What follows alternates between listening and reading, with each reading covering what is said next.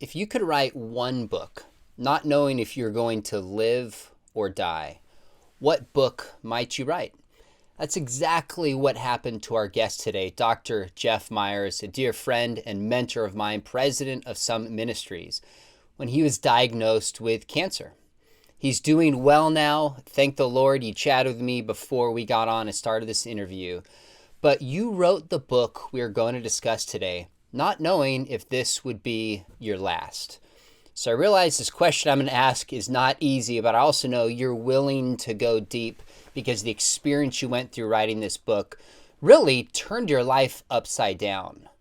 So before we get to the book, will you take us to that moment, Jeff, when you heard that those words that nobody wants to hear that can turn your life upside down when you just knew that you had cancer?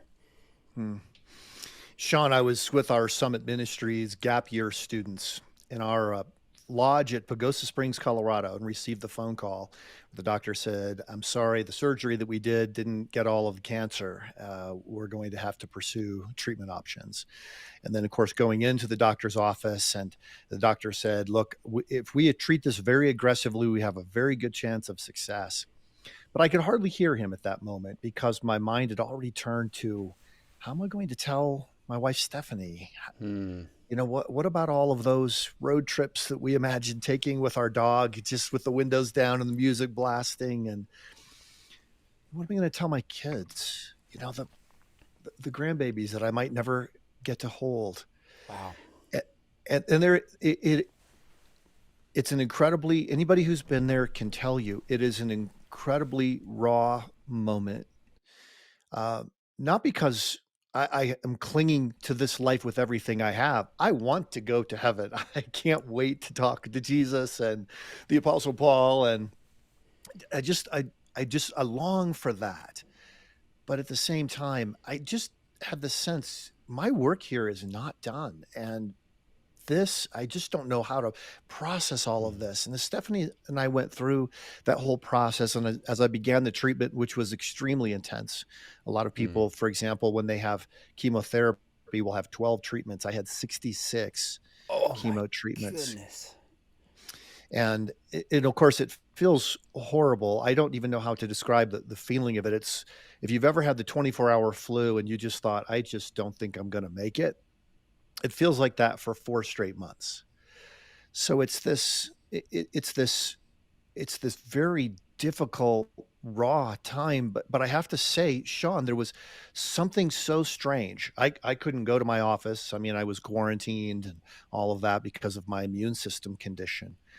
But I could read and I could write, and I could read with such clarity.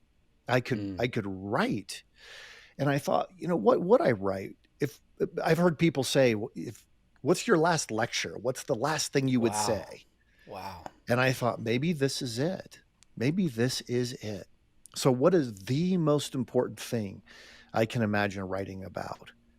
Now, here we are 12 months out from that. I'm now 12 months in remission from cancer, Praise the but I Lord. still see every day as a gift, Sean. And every single day, I think what I was writing about in this book, which is the issue of truth, is the thing I want to dedicate the rest of my life to talking about. Hmm. You know, Jeff, whenever I see somebody older than me, you're 10 years older than I am, but I'm talking people in their 60s and their 70s, sometimes in their 80s, and they write a book. I always stop and I'm like, with the time you have left, because when you're younger, you think the world's your oyster. But little time left brings a certain kind of clarity. So when somebody that much older than me says, this book is worth publishing, that gets my attention. So, what was it that brought you to truth? What was it that brought you to this topic? And how did, I feel like this is academic to me, but how was it just saying the end line could be 6 months, it could be 2 years, what you thought was 30 years all of a sudden could be short? How did that bring some clarity on this message in writing for you? This is a It's still difficult to talk about, Sean, but I will Hmm. tell you this. You know the work that we do at Summit Ministries. You've been a partner with this ministry for a long, long time. Our students love hearing you speak, and they love having Q&A with you and engaging with you in conversation. But you've seen the changes in the last few years. in the minds and the hearts of these students. Years ago, it used to be the case that when students would come to Summit Ministries, they would ask, how can I find the truth? Hmm. Now their question is, how do I even know there is such a thing as truth? Hmm. It used to be the case that truth, capital T, truth, was an ambition. We would try to find it. We know that it's hard. We know that you can't find it exhaustively. We know that you have to train yourself and you have to stop deceiving yourself in order to find it. But at least we can be in that search. But the idea of seeking the truth has given way, Sean, in our time. This is in our time. This has not happened before. Hmm. It's given way to the idea that truth is small t, or truths. You don't seek the truth, you speak your truth. That truth is entirely up to the individual. I believe that if this sense about the world persists, it will unravel all of the good things that we take for Wow. granted in science, in medicine, in politics, in justice, and in every other area of life. So this is a clarion call. This is a moment, perhaps the unique moment in all of history, where we need to figure out what truth is, learn how to stand for it, and then also recognize the unique contribution that people in history have made because they stood for the truth. They changed the world, even in times of crisis. Crises far worse than anything we have ever faced in this country. And they did it because they knew where truth came from. You know, Jeff, it's interesting. My dad has been like a prophet in the wilderness, calling out the kinds of issues you're discussing for decades. And it seems like just in the past few couple years, really, voices like yourself, others like Os Guinness, his book 0 Hour America, are saying we are at a crossroads. That's why I loved your book, is that some people listening might think, you're overstating things, but you make the case for this chapter by chapter and help people at least see what's at stake. Now, we're going to get to that, but I have one more question for you. Since your book is about truth, what truth would you share, Jeff, for somebody else who maybe got a diagnosis of cancer, maybe has a loved one who did, maybe somebody's suffering? Your book is Truth Changes Everything.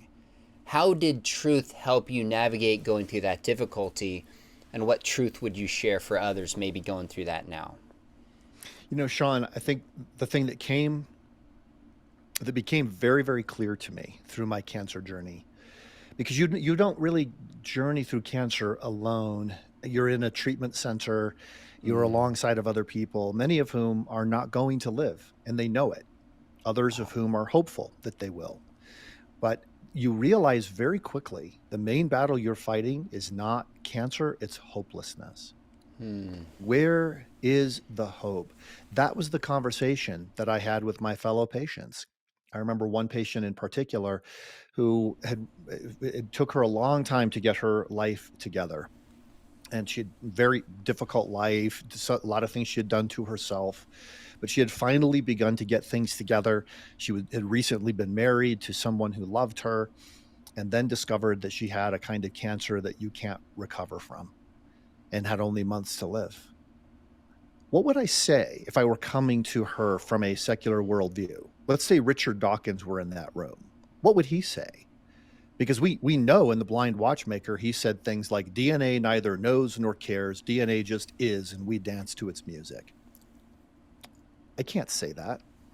I can't say it not only because it's mean, but because it simply isn't true. Hmm. Jesus said, in this world you will have trouble, but take heart. I have overcome the world. And that word overcome, as it's in the Greek in the New Testament, Nikeo, it's based on the idea of the Greek goddess Nike, the goddess of victory. And it has to do with obtaining victory. You obtain victory by depriving your enemy of its ability to do harm. Jesus, through his death and resurrection, has deprived death of the ability to destroy what is most important about us.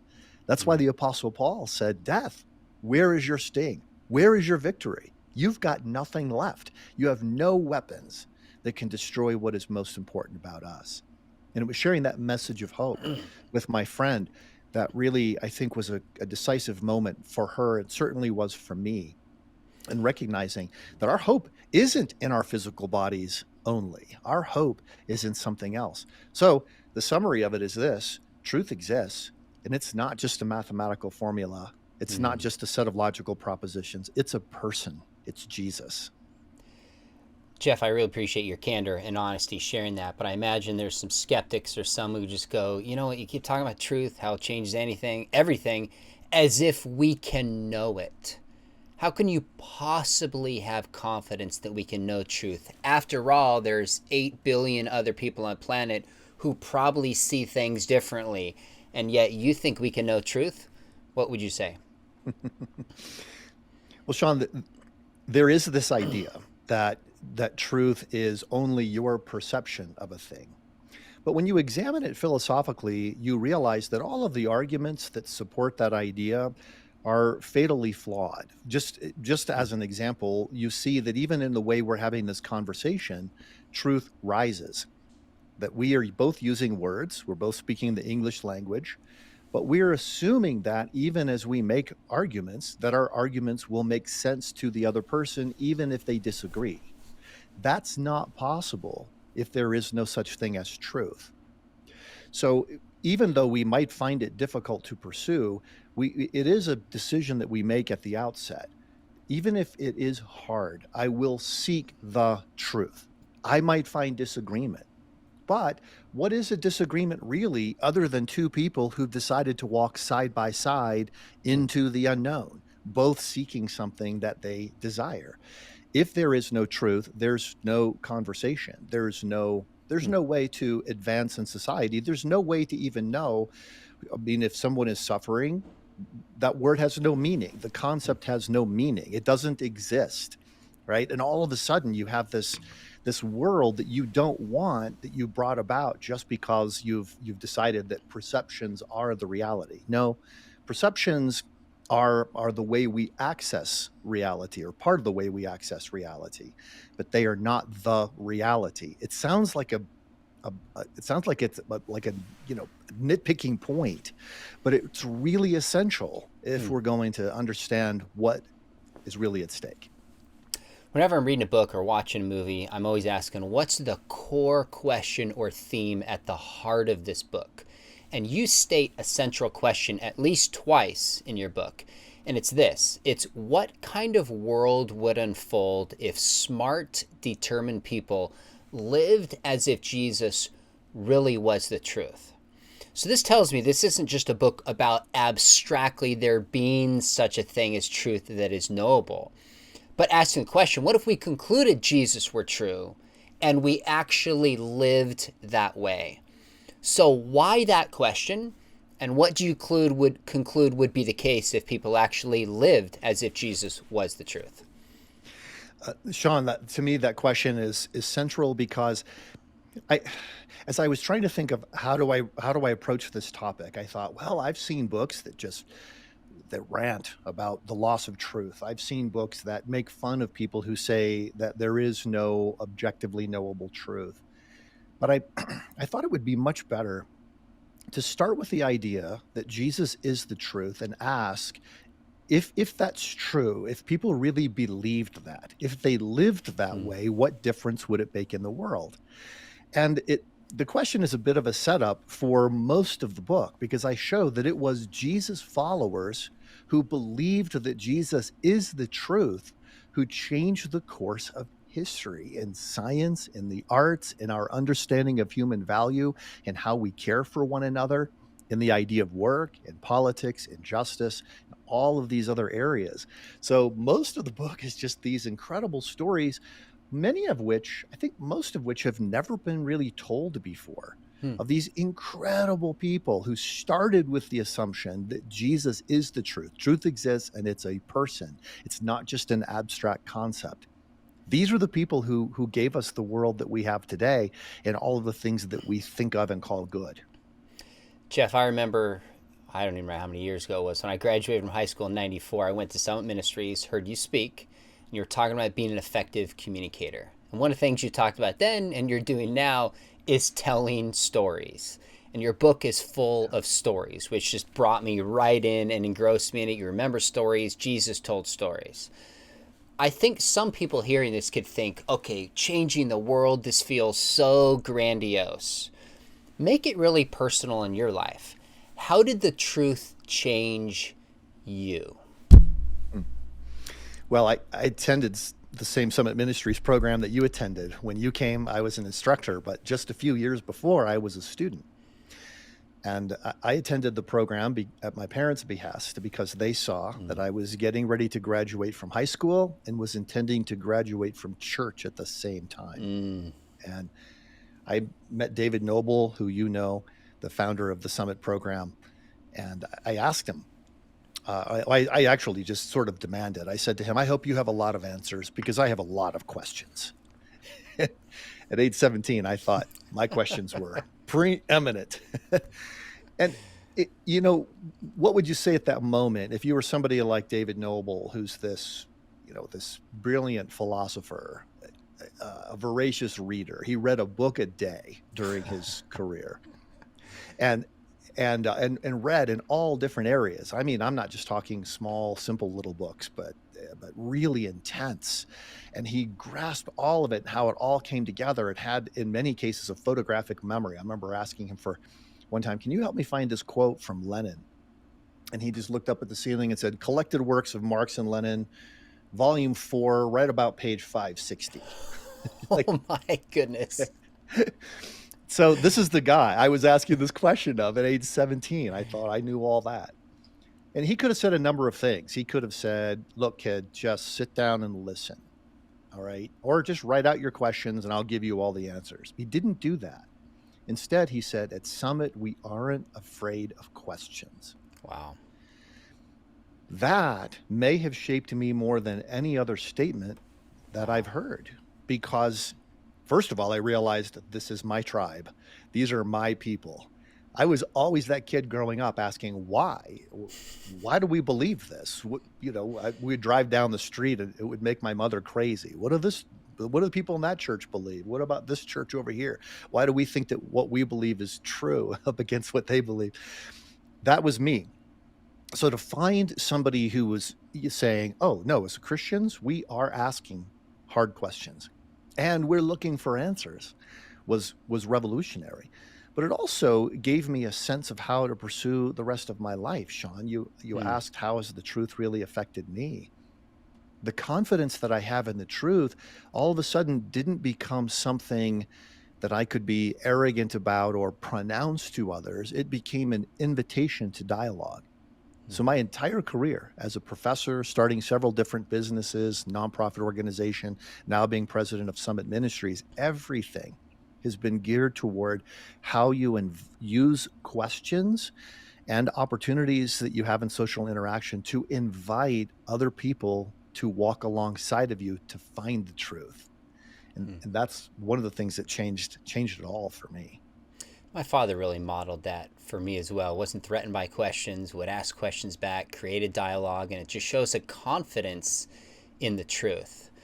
Now, one of the things you push back in your book before we get to some of the specifics is kind of this narrative that the world was stuck in the Dark Ages until the Enlightenment came along, when reason replaced revelation and smart people quit believing in God. This rejection paved the way, according to this narrative, for the new era of science and technology. Before you get into some of the specifics, you say this whole narrative is wrong. Why? Well, one thing I realized as I went through graduate school, because I studied in speech communication, political science, and philosophy. And it was interesting how those came together. I realized that a lot of people through time, in order to win the day for their side, will take a story or even make up a story or take events in history and selectively use them to create a certain narrative. And that certain narrative would be the one that would automatically result in the conclusion that they want to draw. So this happened. This happened during the Enlightenment. And it was certain professors, one history professor, for example, named Andrew White, did this, just developed this narrative that, look, the whole world was dark And then when people stopped being superstitious, stopped believing in God, things started to get better. And now we have science and reason, and everything is moving toward perfection. The narrative began to break down, well, with World War One. Actually, before World War One, as the world started to go through begin into the 20th century. But in World War One, the mass devastation, the chaos, of a viral epidemic that killed tens of millions of people, Soviet communism, Chinese communism, all of these different things. And all of a sudden, the 20th century became the century of the greatest bloodshed of all of the centuries. In fact, more than all other centuries of human history put together. Hmm. How did that happen? How did we get there? And when I started to realize that this enlightened narrative, that everything was dark and then the Enlightenment shed light and now everything is better off because we rejected the idea of God, actually doesn't even come close to explaining the facts of what really happened. Hmm. And you can see that in all these different areas. And in the book, I look at science, for example, I look at the arts, I look at all these different areas and show that if you don't start with biblical assumptions, none of this would have transpired in the way that it did. That enlightenment narrative is what people call a just so story. Why is this the way it is? It's just that way, right? Hmm. That's what it is. And I think we can begin to break it down. Now, look, I could be accused of doing the exact opposite, right? Oh, Sure. he's just selecting different facts.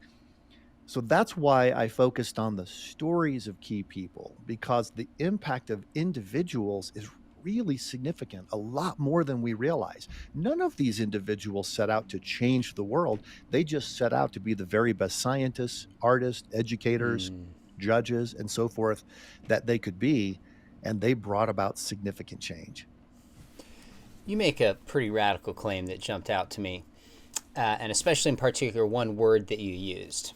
And the claim was that societies based on a biblical worldview are the, quote, friendliest places on earth, even for atheists and religious minorities. Now, I have a lot of people who watch my program who are not Christians who immediately are going, really? No way. Convince us why you think that is the case.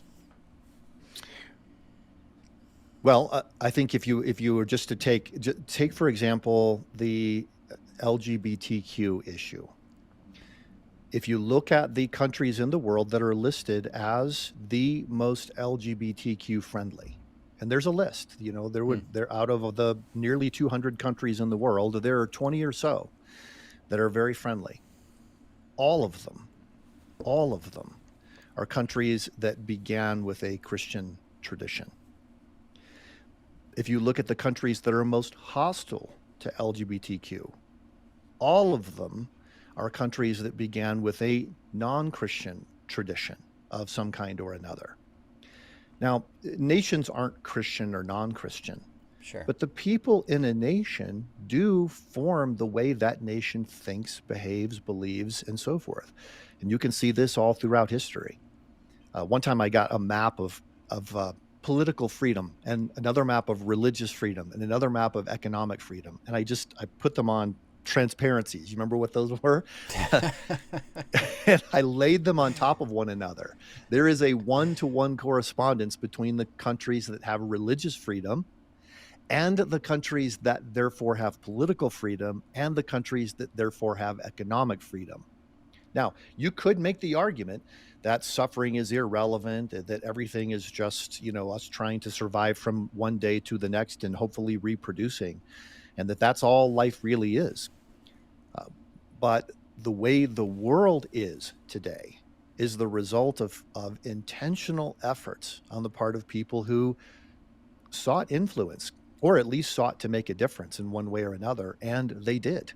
And you can even see this as you look around the world. You realize, wait a second, the level of extreme poverty in the world has dropped in half just in the last 30 or 40 years. Why did that happen? Robert Woodbury went back and did a thorough analysis of this and discovered that most of the things that happened that are good in what we call developing countries happened because of Protestant missionaries.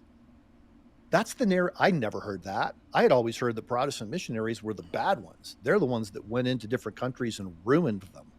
But it simply isn't true. Since you used the example of LGBTQ friendly countries, I'm trying to think of what a response might be. Someone might be, well, yeah, they were founded as Christian countries, but they're only more inclusive and tolerant and friendly when they leave their Christian roots. What would you say to that claim? Sean, I don't see any support for that. Because I think, remember, there were two parts to what I said: the countries that are most friendly to LGBTQ, and then the countries that are least friendly to LGBTQ. You would have to apply the same criteria to both of them. Okay. The countries that are least friendly have also seen a slide in religious devotion. The countries that are the most friendly still retain the values of those Christian moments where they're, for example, just as an example, the idea of the value of human life. Why would we think that human life has value? There is nothing in a naturalistic or a materialistic view that would lead to the idea that humans have souls, that they somehow bear God's image, and that they have inherent value. That's something that is a residue of a Christian past, not an Enlightenment past. That's a real interesting point. I was interviewing Glenn Scrivener recently, and he has the book The Air We Breathe, and he's making a similar argument to what you're making. And he says things like compassion and equality and human dignity and freedom, these do not come from secularism. They don't come from other religions. These are Judeo-Christian traditions. So even when you make an argument for, say, marriage equality, you're assuming that equality is an objective good. Where does this idea of equality even come from? And that's what he traces it back. And that's what I think is so interesting about the argument that you're making here. Now, let's deal with somewhat the elephant in the room. When I look at Gen Zers, Jeff, and I look at the top objections that they have, you know this, at Summit, these questions come up. The data from Barna show this, and my personal experience weighs it. That some of the top questions they have are things like the hypocrisy, the sex abuse scandals, failed leaders, and just a lot of stories of hurt at the church. So you had a great experience with Doc Noble saying your questions are welcome here. For every positive story like yours, I hear 10 negative stories of people that I just mourn how they were treated and weren't welcome to think that way. If Christianity is so great, why is there so much seeming damage in its wake? Yeah, I think, Sean, that this takes a lot of time to unwind. My heart is with people who felt that their experience in church damaged them. It breaks my heart that there are people who claim Jesus as the foundation for the abuse that they perpetrate. That people would do things in the name of Jesus that are specifically against anything that Jesus taught or stood for is horrifying. And I don't want to minimize it in my response. And that's why I'm nervous about responding. Because the reality is, a biblical view of humanity says that human beings fell into sin, that in the fall in the Garden of Eden, what was naturally together, people's nature, physical nature, and their spiritual nature, wound together in such a way that they had communion with God. Then those two things came apart, and they've been apart ever since. So we're always feeling like, oh, well, if I'm going to be in church, I have to flip the switch over to the spiritual side. If I'm going to be in the world, I have to flip the switch over to the natural side. The idea, what Jesus did through his death and resurrection, and especially through his resurrection, appearing in his resurrected body, is give us this example. This is what it looks like for your natural and spiritual natures to be recombined in a perfectly whole, complete way. We don't have that now. It is the doctrine of sin, the idea that we know God's way, but we depart from it, that explains the heartache that we have in the whole world. And it is a mistake to think that this kind of abuse is only in the church. It's Mm, actually everywhere. It is mm, human wide. For instance, when you look around the world today, you realize that slavery, especially in the form of sex trafficking, is actually worse than it's ever been in the history of humanity. mm, That's something that we face in the world right now.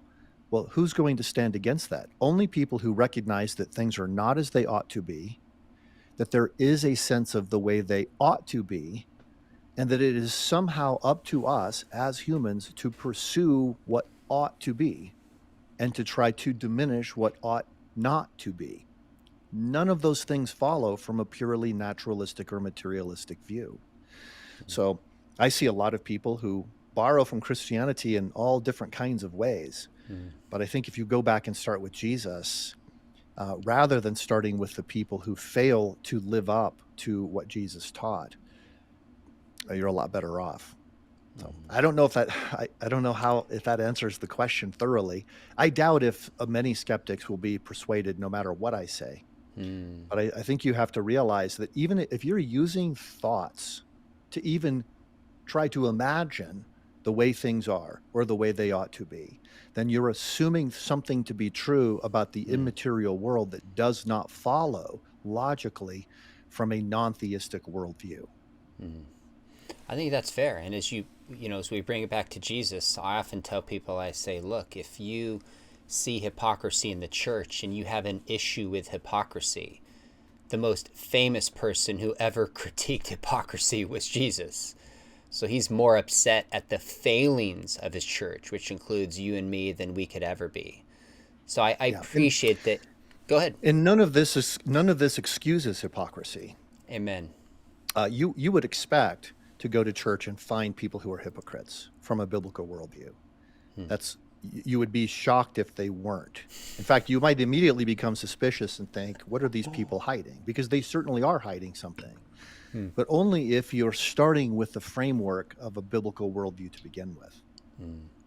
That's fair. I think we have to take this charge of hypocrisy seriously. In his book Fool's Talk, Os Guinness calls it really the great challenge to the faith, because it's visceral and emotional and intellectual as well, and relational. They all come together. So I think you've not pretending to answer it in all its depth, but give us some tools to approach it. Now, one of the things you do in your book. I do, Oh, Sean, I'm sorry to interrupt. go ahead. I think it's really important to understand that a lot of times when you and I interact with people, we're hearing a lot of the criticism specifically. Hmm. There are people who watch your show because they are hoping to find a source of disagreement with you. It's like somebody stepped on their toe, man, and the toe might as well be the only body part that they have right now, right? Because that's all they can think about.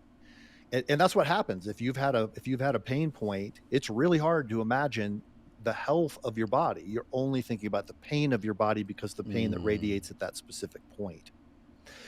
When you take a larger perspective of the world, which is one of the things I'm trying to do in this book, you realize that in the general scope of history, imperfect people have done incredible things to Hmm. relieve suffering, to create justice systems that do not allow people who are hypocrites to prevail. All of these kinds of things are things I cover in the book, and it is remarkable. I mean, there are more people in the world in the middle class today. In fact, for the first time in history, more people are middle class or higher than not. For the first time in Hmm. history. Now, middle class means that you have enough money to live on and plus a little bit extra to maybe buy an appliance or take a vacation. That is the first time in history that has happened. How did it happen? It happened because of economic progress. How did the economic progress begin? Because people took seriously the idea of private property and stewardship. When nations take into account private property and stewardship, Sean, they have, Hmm. this is from Richard Pipes from Harvard University, they have 10 times the level of wealth per Wow. household than nations that do not take that into Hmm. account. So, people say, oh, the 10 Commandments, that's old fashioned. Well, listen, thou shalt not steal, thou shalt not bear false witness, which means that you must ensure the validity of contracts. These things are true at a national level. Hmm. Uh, at a nation state, not just true individually and personally. Jeff, because I know you for about 3 decades and am familiar with your teaching on Christian worldview. Some of the chapters in this book, I was like, oh, it makes sense. You would talk about the power of the Christian worldview on education. You talk about the power of the Christian worldview on medicine and on charity, and maybe we'll come back to that. But one chapter that gave me a little bit of pause, I stopped, I was like, I wonder where he's going with this, was the chapter on politics. And you talked about how Jesus followers transform how we think about politics. Now, for many people, that's fighting words, because when they think of Jesus and politics, they think of a seeming negative effect Christians have had, both on how they engage in politics, candidates that they support, and treat other people who see the world differently. So what do you mean that Jesus followers transformed how we even think about and approach politics in itself? Yeah, I have a feeling that when people pick up a copy of the book, a lot of people will turn directly to that chapter and say, okay, here it is. This whole time, he's just been trying to make a case for why I should be a Republican or a Democrat or whatever. And either way, it's going to make them mad. But remember, politics means the governance of a city. So politics is truth applied to community. That's what it is. Now, we obviously, a lot of times when we think of the word politics, pictures come to our mind. Pictures that have been carefully selected by the media to bring up certain impressions. So we tend to think of division. We tend to think of, people arguing back and forth or saying that everything in the church is all about politics. And that happens on the left and the right, by the way. That's not just, it's not just like it's conservative Christians who are doing this. But this question of politics, the governance of a society, goes back to, it really does go back to Jesus. Now, Jesus did not give us in Scripture a political philosophy, but he definitely engaged with the politics of his day. He was involved clearly in all of the different debates. Okay, and he addressed some of them specifically. There were several different so-called political parties or parties that had certain political interests of Jesus' day, and he was engaging with all of these people. In fact, his followers tried to guess which one he was. And there's this famous situation at Caesarea Philippi where Jesus asks, who do men say that I am? And they say, well, some say Jeremiah or one of the prophets, others say Elijah. Well, that would have been like saying, some say you're Ronald Reagan or some say you're, Franklin Delano Roosevelt, right? That's the kind of thing that it was in that day. And then he asked, well, who do you say that I am? And Simon Peter said, you're the Christ, the Son of the living God. In other words, you're above that, but you're not outside of it. Jesus then turned to at Caesarea Philippi. You've been there, so you see there's that large cliff face, out of which came an underground river that the worshipers of the Greek god Pan called the Gates of Hades. That's how you get to the underworld. And Jesus said, "Blessed are you, Peter, for man has not revealed this to you, but God has revealed it to you." And he said, on this, I say that you are Peter, little rock. On this rock, big rock, I will build my church, and the gates of Hades will not prevail against it. In other words, wherever people go to worship, that is where Jesus is building his church. And some people worship at the altar of religion. Other people worship at the altar of politics. And listen, I am engaged a lot with people on the right and people on the left. Both tend to worship at the altar of politics. People on the left, maybe even more than people on the right, which I know is not the narrative that a lot of people hear. But regardless, are there things about the political structures that we have that start with biblical assumptions? So let me give you some examples. Of those who signed the Declaration of Independence, 56 individuals, 51, possibly 53 of them were known to be members of Christian denominations. Now, obviously, going to church doesn't make you Christian. Sure. But it does tend to turn your attention towards certain sources of information. The political science historian Donald Lutz looked at 15,000 documents related to America's founding and discovered that these founders quoted from the Bible more than all of the other sources put together. Now, what were they quoting about from the Bible? And I'm sorry to give such a long answer to the question, This but is great. I know it's super important. What they were quoting about from the Bible is not just finding a verse here or there to justify their viewpoint. They were quoting from the Bible to help try to explain what it meant that the ancient Hebrews had a republic, a republican form of government, not Republican R as in Republican versus Democrat, Sure. but the form of government in which the people have a say. This was very common for the way people thought in the 1700s, and they were all trying to figure it out. Why do we have this? Why do we have a republican form of government? Why should we have it? Why should the people have representation? Should everybody have representation? What if later on we realize we didn't give representation to everyone? Do we have something in place that allows this to be changed and adjusted over time? The very idea that we should have a separation of powers between the legislature and the executive branch and the Supreme Court. They went back into ancient Hebrew literature and found that. They Hmm. said, no, we need to have this because humans have a sin nature. One person who gets in charge will become corrupt. As Lord Acton said, power corrupts, absolute power corrupts absolutely. So that's the sort of thing the founders of the United States were doing. If you fast forward a little bit into the late 1800s, you have this whole new kind of political philosophy from a Christian viewpoint. One of the guys behind it was a guy named Abraham Kuyper, who was a Dutch prime minister. And he said there are certain spheres of responsibility. There's a sphere of government, there's also a sphere of family, and a sphere of church. And each of these spheres has sovereignty. If so, imagine three balloons inside a box. If you took the church balloon and blew it up bigger, the government and the family balloons get squeezed. Well, now we're kind of in a time where the government balloon is getting blown up bigger. The family and the church are getting squeezed. We see this in the news every day. So finding a way to balance those three is something that the Bible speaks to, and that Christians through history have applied in a way that made governments more representative, that made them less corrupt, that allowed them to secure the rights of people. Because remember, government doesn't give you your rights. Government can only secure your rights. My audio dropped in this final question, but I was able to ask him one more. And I simply asked him, in light of all these truths about Jesus, how do we practically put them into relationships in conversation? So make sure you hear his final practical response. But before doing so, make sure you hit subscribe because we've got some interviews coming up and conversations you're not going to want to miss. And if you thought about studying apologetics, some of the very things we discussed today, think about joining me at Biola. We have a fully distance program. Here's Dr. Jeff Myers on how to practically engage people in meaningful conversation. Check it out.